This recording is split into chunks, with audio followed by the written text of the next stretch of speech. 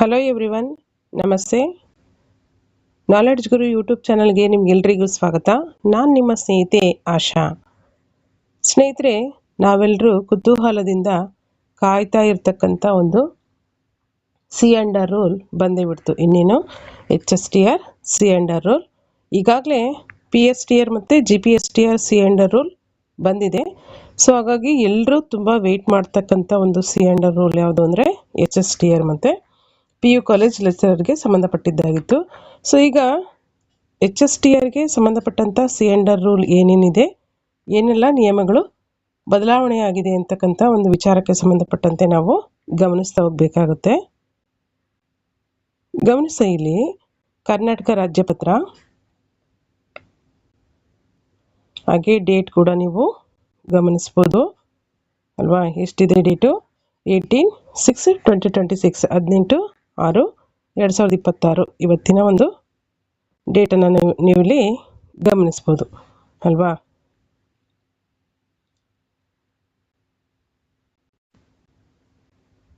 ಸ್ನೇಹಿತರೆ, ಮುಖ್ಯವಾಗಿ ಇಲ್ಲಿ ಏನು ಕೊಟ್ಟಿದ್ದಾರೆ ಅಂತೇಳಿ ಗಮನಿಸಿ. ಅಧಿಸೂಚನೆ: ಕರ್ನಾಟಕ ಶಿಕ್ಷಣ ಇಲಾಖೆ ಸೇವೆಗಳು, ಸಾರ್ವಜನಿಕ ಶಿಕ್ಷಣ ಇಲಾಖೆ ನೇಮಕಾತಿಗೆ ಸಂಬಂಧಪಟ್ಟಂತೆ ಒಂದಷ್ಟು ವಿಚಾರಗಳನ್ನು ಇಲ್ಲಿ ಗಮನಿಸಬೇಕಾಗುತ್ತೆ. ಏನಂದರೆ, ಹೈಸ್ಕೂಲ್ ಶಿಕ್ಷಕರ ನೇಮಕಾತಿಗೆ ಸಂಬಂಧಪಟ್ಟಂಥ ಒಂದು ಸಿ ಅಂಡ್ ಆರ್ ರೂಲ್ ಆಗಿದ್ದು ಇದು. ಈ ಒಂದು ಸಿ ಅಂಡ್ ಆರ್ಗೆ ಸಂಬಂಧಪಟ್ಟಂತೆ ಏನಾದರೂ ಅಬ್ಜೆಕ್ಷನನ್ನು ಹಾಕೋರಿದ್ರೆ 7 ಡೇಸನ್ನು ನಮಗಿಲ್ಲಿ ಟೈಮನ್ನು ಕೊಟ್ಟಿರ್ತಾರೆ. ಅದನ್ನು ನೀವಿಲ್ಲಿ ಗಮನಿಸಬೇಕಾಗುತ್ತೆ. ನಾವು ಹಿಂದೆಲ್ಲ ಏನು ನೋಡ್ತಾ ಇದ್ವಿ, 15 ದಿನಗಳ ಕಾಲ ಒಂದು ಅಬ್ಜೆಕ್ಷನ್ ಹಾಕಲಿಕ್ಕೆ ಟೈಮನ್ನು ಕೊಡ್ತಾಯಿದ್ರು. ಬಟ್ ಈಗ ಪ್ರೋಸೆಸ್ಸನ್ನು ಫಾಸ್ಟಾಗಿ ಮಾಡ್ತಾ ಇರೋದಕ್ಕೆ ಇದೊಂದು ಬೆಸ್ಟ್ ಎಕ್ಸಾಂಪಲ್. ನೀವು ಇಲ್ಲೇ ಕಾಣ್ತಾ ಇರ್ಬೋದು. ನಿಮಗೆ ಕೇವಲ 1 ವೀಕ್ ಅಷ್ಟೇ ಟೈಮ್ ಕೊಟ್ಟಿದ್ದಾರೆ ಅಬ್ಜೆಕ್ಷನ್ ಹಾಕಲಿಕ್ಕೆ. ಇದರಿಂದ ನಮಗೆ ಏನನ್ಸುತ್ತೆ, ಎಲ್ಲ ಪ್ರೋಸೆಸ್ಸು ಫಾಸ್ಟಾಗಿ ಆಗುತ್ತೆ. ಅದ್ರ ಜೊತೆಲಿ ಇನ್ನೊಂದು ಏನಪ್ಪ ಅಂದರೆ, ನಮ್ಮ ಒಂದು ಪ್ರಿಪ್ರೇಷನನ್ನು ಇನ್ನಷ್ಟು ನಾವೇನು ಮಾಡಬೇಕಾಗುತ್ತೆ, ಫಾಸ್ಟಾಗಿ ಮಾಡಬೇಕಾಗುತ್ತೆ. ಸೊ ಇಲ್ಲಿ ನೆಕ್ಸ್ಟ್ ನಾವು ನೋಡ್ತಾ ಹೋಗೋಣ ಅಲ್ವಾ. ಈ ಒಂದು HSTRಗೆ ಸಂಬಂಧಪಟ್ಟಂತೆ ಇನ್ನೇನೆಲ್ಲ ವಿಚಾರಗಳನ್ನು ನಾವಿಲ್ಲಿ ಗಮನಿಸ್ಬೋದು ಅಂತೇಳಿ ನೋಡೋದಾದರೆ, ಮುಖ್ಯವಾಗಿ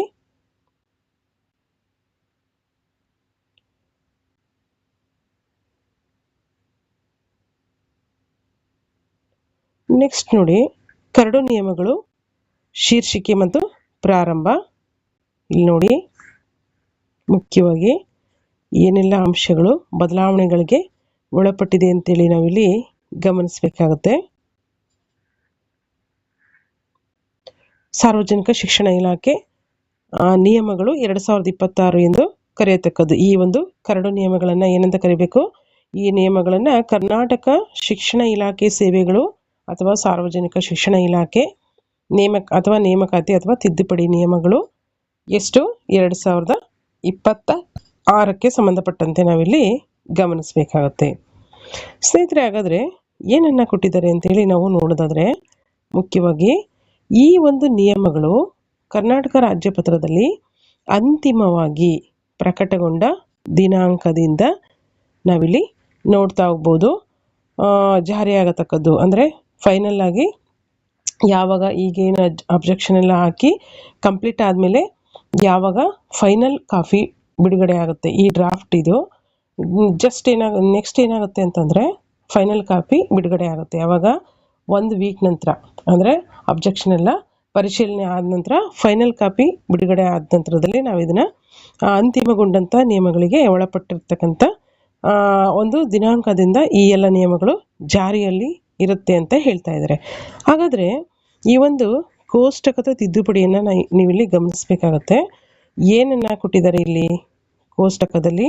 ಶ್ರೇಣಿಯನ್ನು ಕೊಡ್ತಾ ಇದ್ದಾರೆ. ಏನು ಶ್ರೇಣಿ ಕೊಡ್ತಿದ್ದಾರೆ ಅಂತಂದರೆ, ಶೀರ್ಷಿಕೆ ಒಂದು ಕೊಟ್ಟಿದ್ದಾರೆ. ಶೀರ್ಷಿಕೆಯನ್ನು ನಾವಿಲ್ಲಿ ನೋಡ್ಬೋದು. ಈ ಒಂದು ಕೋಷ್ಟಕದಲ್ಲಿ ಶ್ರೇಣಿ ಪತ್ರಾಂಕಿತವಲ್ಲದ ಹುದ್ದೆಗಳು ಶೀರ್ಷಿಕೆ ಅಡಿಯಲ್ಲಿ ಏನನ್ನು ಪ್ರೌಢಶಾಲಾ ಸಹ ಶಿಕ್ಷಕರು ಶ್ರೇಣಿ 2 ಎಂಬಂಥ ಒಂದು ಬದಲಿಗೆ ಏನಂತ ಕರಿಬೇಕು?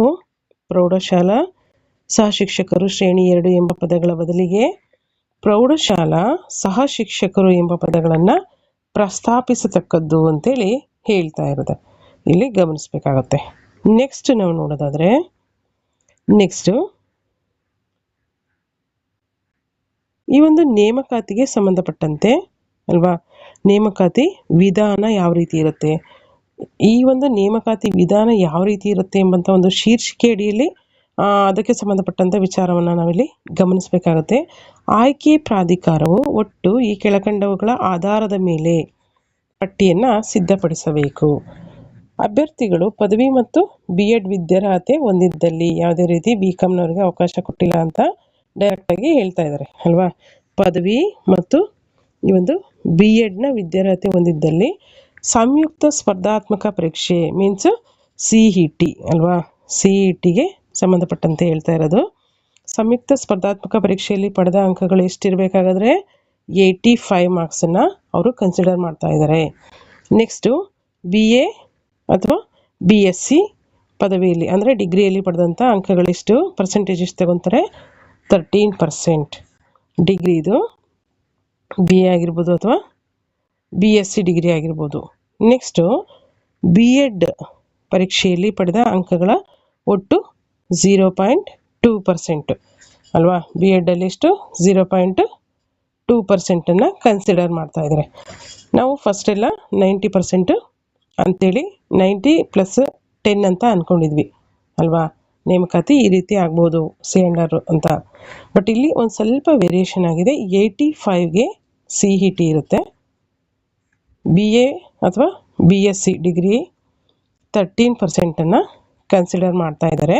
BEd ಪದವಿಯಲ್ಲಿ ಪಡೆದಂಥ ಅಂಕಗಳನ್ನು ಎಷ್ಟು ತಗೊತಿದ್ದಾರೆ, 2%ಅನ್ನು ತೆಗೆದುಕೊಳ್ತಾ ಇದ್ದಾರೆ. ಇದನ್ನು ನಾವಿಲ್ಲಿ ಮುಖ್ಯವಾಗಿ ಗಮನಿಸ್ತಕ್ಕಂಥದ್ದು.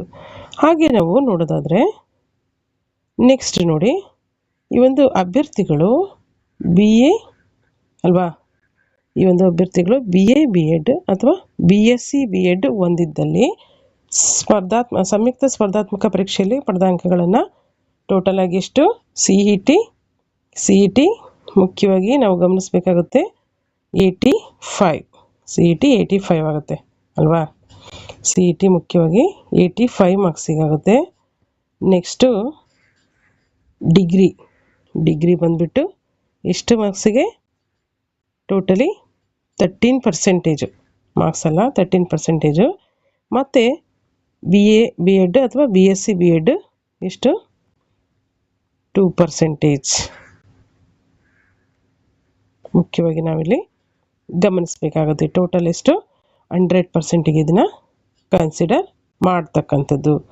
ಸೊ ಇಷ್ಟನ್ನು ನಾವಿಲ್ಲಿ ಮುಖ್ಯವಾಗಿ HSTR ಹೈಸ್ಕೂಲ್ ಶಿಕ್ಷಕರ ನೇಮಕಾತಿಗೆ ಸಂಬಂಧಪಟ್ಟಂಥ ಅಧಿನಿಯಮಗಳಿಗೆ ಒಳಪಟ್ಟಿರ್ತಕ್ಕಂಥ ಒಂದು ಕರಡು ನಿಯಮಗಳಾಗಿರುತ್ತೆ. ಸೊ ಇದರ ಜೊತೆಯಲ್ಲಿ ನಾವು ಈ ಎಲ್ಲ ಅಂಶಗಳನ್ನು ಕೊಟ್ಟಿರೋದನ್ನು ಗಮನಿಸಬೇಕಾಗುತ್ತೆ. ಹಾಗೆ ನೇರ ನೇಮಕಾತಿ ಮತ್ತು ಮುಂಬಡ್ತಿ ಎರಡಕ್ಕೂ ಕೂಡ ಈ ಶೀರ್ಷಿಕೆಯನ್ನು ಪ್ರಸ್ತಾಪಿಸತಕ್ಕದ್ದು ಅಂತೇಳಿ ಕೂಡ ಹೇಳ್ತಾ ಇದ್ದಾರೆ. ಏನಂತ, ಈ ಒಂದು ಹೈಸ್ಕೂಲ್ ಶಿಕ್ಷಕರ ಒಂದು ನೇಮಕಾತಿ ಅಥವಾ ಒಂದು ಪದನಾಮ ಏನಂತ ಬಳಸಬೇಕು ಅಂತೇಳಿ ಕೊಟ್ಟಿದ್ದಾರೆ. ಪ್ರೌಢಶಾಲಾ ಸಹ ಶಿಕ್ಷಕರು ಶ್ರೇಣಿ 2ರ ಬದಲಾಗಿ ಪ್ರೌಢಶಾಲಾ ಸಹ ಶಿಕ್ಷಕರು ಅಂತ ಅಷ್ಟೇ ಬಳಸಬೇಕು ಅಂತಕ್ಕಂಥದ್ದು ಒಂದು ಹೊಸ ವಿಚಾರ. ಸೊ ಇದಿಷ್ಟು HSTRಗೆ ಸಂಬಂಧಪಟ್ಟಂತಹ ಒಂದು ಕರಡು ನಿಯಮ ಆಯಿತು ಅಲ್ವಾ.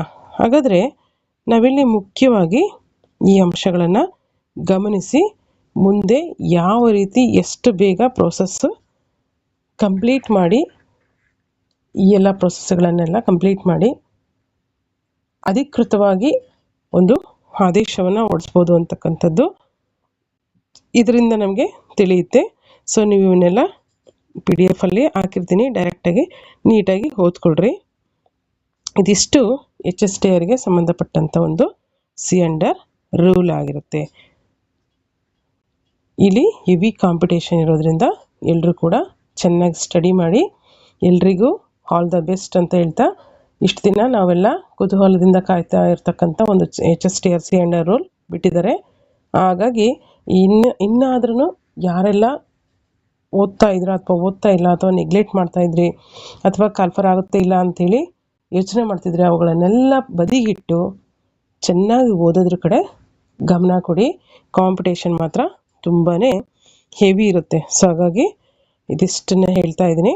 ಅದರ ಜೊತೆಯಲ್ಲಿ ನಾಲೆಡ್ಜ್ ಗುರು ಯೂಟ್ಯೂಬ್ ಚಾನಲ್ಗೆ ಯಾರೆಲ್ಲ ಸಬ್ಸ್ಕ್ರೈಬ್ ಆಗದೆ ನೋಡ್ತಾ ಇದ್ದೀರಾ ದಯವಿಟ್ಟು ಸಬ್ಸ್ಕ್ರೈಬ್ ಆಗಿ, ಹಾಗೆ ಬೆಲ್ಲೈಕನ್ ಪ್ರೆಸ್ ಮಾಡೋ ಮುಖಾಂತರ ನಾನು ಮಾಡ್ತಕ್ಕಂಥ ವಿಡಿಯೋಗಳಿಗೆ ಸದಾ ನೋಟಿಫೈ ಆಗಿರಿ ಅಂತ ಹೇಳ್ತಾ, ಹಾಗೆ ವಿಡಿಯೋ ಇಷ್ಟ ಆದರೆ ಲೈಕ್ ಮಾಡಿ, ಶೇರ್ ಮಾಡಿ ಮತ್ತು ಕಮೆಂಟ್ಸ್ ಮಾಡಿ. ಹಾಗೆ ಸದ್ಯಕ್ಕೆ ಟೆಲಿಗ್ರಾಮ್ ಗ್ರೂಪ್ ಇಲ್ಲ, ವಾಟ್ಸಪ್ ಚಾನಲ್ಗೆ ನೀವು ಜಾಯ್ನ್ ಆಗ್ಬೋದು. ಇಲ್ಲಿವರೆಗೂ ಈ ಒಂದು ವಿಡಿಯೋನ ವಾಚ್ ಮಾಡಿದಂಥ ಎಲ್ರಿಗೂ ಕೂಡ ಧನ್ಯವಾದಗಳು. ಜೈ ಹಿಂದ್, ಜೈ ಕರ್ನಾಟಕ ಮಾತೆ.